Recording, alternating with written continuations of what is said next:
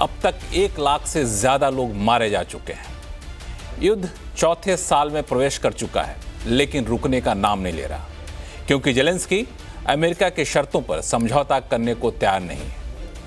America को Ukraine में minerals की यानी खनिज के भंडार का मालिकाना हक चाहिए, तो जेलेंस्की को इसके बदले में देश की 100% सुरक्षा की गारंटी चाहिए। जेलेंस्की और ट्रंप के बीच हुई तीखी बहस के बाद यूरोप जेलेंस्की के समर्थन में उतर तो आया, लेकिन क्या बगैर अमेरिका के युद्ध विराम हो सकता है? ये सबसे बड़ा सवाल है।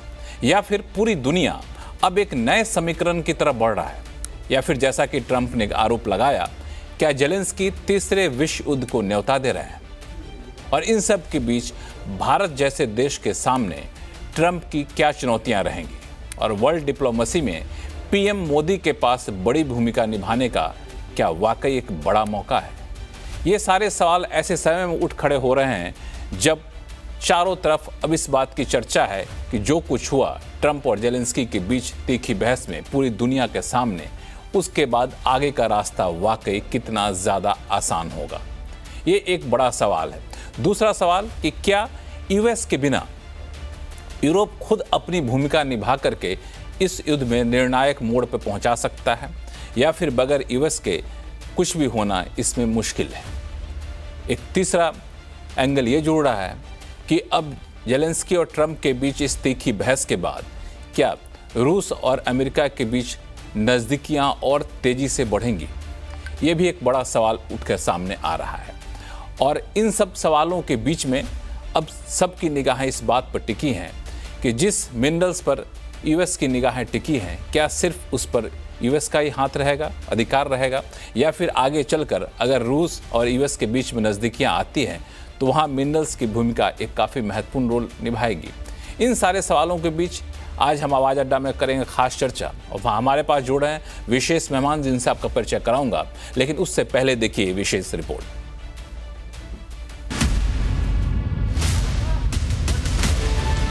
The war, But you're saying you don't want a but I ceasefire. said to you, I want a with ceasefire guarantees. because you'll get a ceasefire faster than an agreement. Ask our people. You're I'm playing very cards. serious. You're gambling I'm the with the president lives in of war. millions of people. You think- You're gambling with World War III. सर्वशक्तिमान माने जाने वाले अमेरिकी president Trump और Ukraine के राष्ट्रपति Zelensky में झड़प की इन तस्वीरों ने पूरी दुनिया में हड़कंप मचा दिया। जोकर से वॉर कमांडर बने जेलेंस्की को ट्रंप घुटने पर लाना चाहते थे, लेकिन जेलेंस्की ने भी दिखा दिया कि उनका दम अभी बाकी है। ट्रंप और वेंस को हक्का बक्का करके अमेरिका को आंखें दिखाकर जेलेंस्की अमेरिका से निकल गए। You're not in a good position. You don't have the cards right now. With us, you start having Not playing cards. cards. Right now, you don't. We're You're playing serious, cards. miss. You're not winning. know. You're not winning this. You have a damn good chance of We coming are out staying. okay because of Mr. us. President, You haven't been not allowed. in this We cabinet. gave you through I this said thank stupid you. president $350 billion. You voted We gave for you your military equipment, You and your voted men for are your brave, but they had to use our military. What about West? If you didn't have You our invited military me. equipment. Trump से झड़प के बाद Britain में Zelensky Britain के प्रधानमंत्री से मिले। बातचीत अच्छी हुई और लंदन समिट में यूक्रेन के रेस्क्यू के लिए प्लान भी बना। फ्रांस के राष्ट्रपति इमैनुअल मैक्रों, ब्रिटेन के पीएम कीर स्टारमर, इटली की पीएम मेलोनी समेत यूरोपीय यूनियन के दिग्गज नेताओं ने मोर्चा संभाला। जेलेंस्की की मदद के लिए यूनाइटेड यूरोप फ्रंट तैयार हो गया। We've agreed that the UK, France and others will work with Ukraine on a plan to stop the fighting. Then we'll discuss that plan with the United States and take it forward together.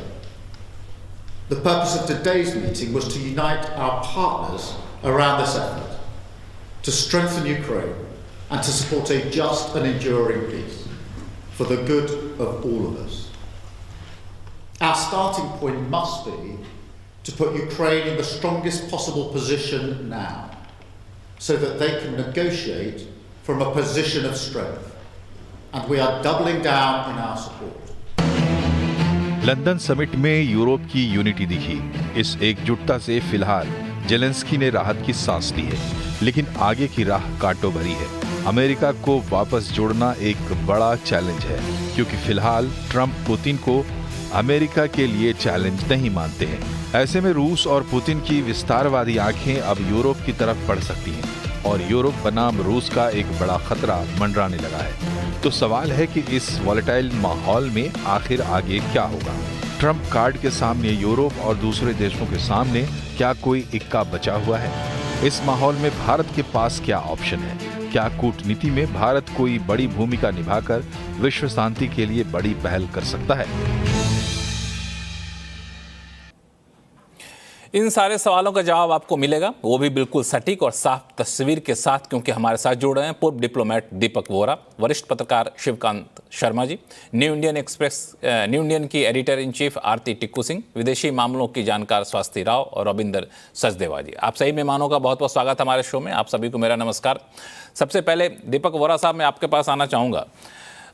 ये तो पूरे 2 दिन से छाया हुआ है, ये जो पूरा वीडियो था ट्रंप और जेलेंस्की के मुलाकात का।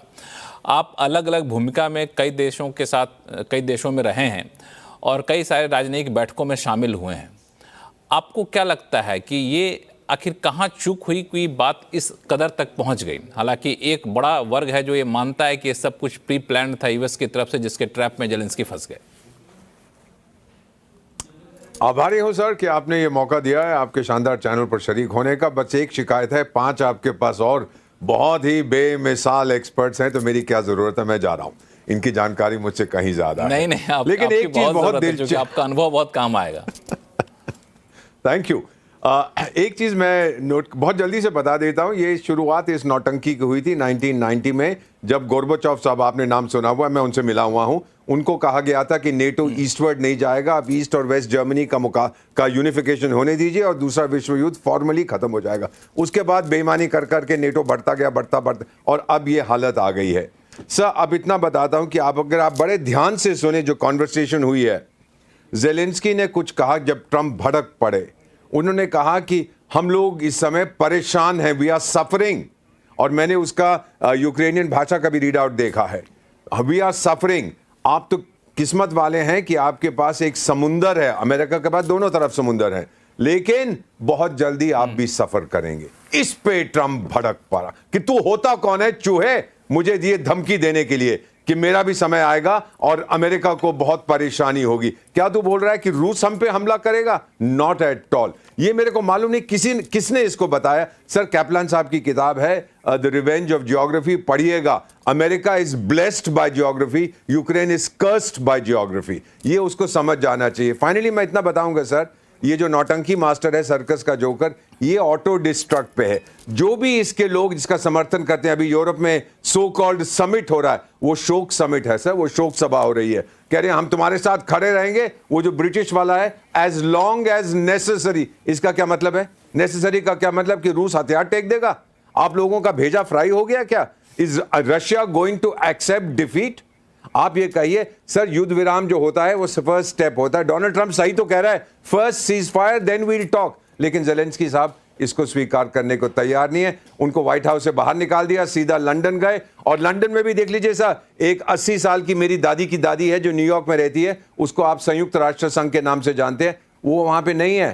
पीस होगी विदाउट द यूनाइटेड नेशन। अरे वारे मेरी दुनिया, what is going on sir? Basically Trump साहब ने ये फैसला कर लिया है कि वो जो मिनरल्स हैं, और किसी को पता नहीं है कि नहीं, अभी तक कोई सर्वे नहीं हुआ, कोई वहां पर टेस्ट डिगिंग नहीं हुई माइंस में एटसेट्रा, चलिए मान लीजिए। और उन्होंने एक चीज कही जो समझ लेना चाहिए कि अगर मेरी कंपनियां वहां पर काम करेंगी खानों में, तो फिर रूस हमला नहीं करेगा, कि फिर वो डायरेक्ट अटैक हो जाएगा यूनाइटेड स्टेट पे। और फाइनली जो लोग कहते हैं, वो जो बुढ़न था ना बाइडन साहब, जो बहुत बुजुर्ग हो गए हैं, अब तो शायद अपना नाम भी उनको याद नहीं है, जो कहते थे रूस टेरिटरी का भूखा है। Sir, let me conclude by saying कि मैं उस प्रेस कॉन्फ्रेंस में बैठा हूं, पुतिन साहब से किसी ने पूछा, आप ही जैसे एक महान एंकर ने, कि sir are you hungry for territory? ये मॉस्को में मीटिंग हो रही है, और वो कहता है कि मैं अभी Vladivostok from the eastern part of Russian federation, मैं आपसे मिलने आया हूं 7.5 घंटे सुपर फास्ट जेट में, और मेरी 15 करोड़ की आबादी है,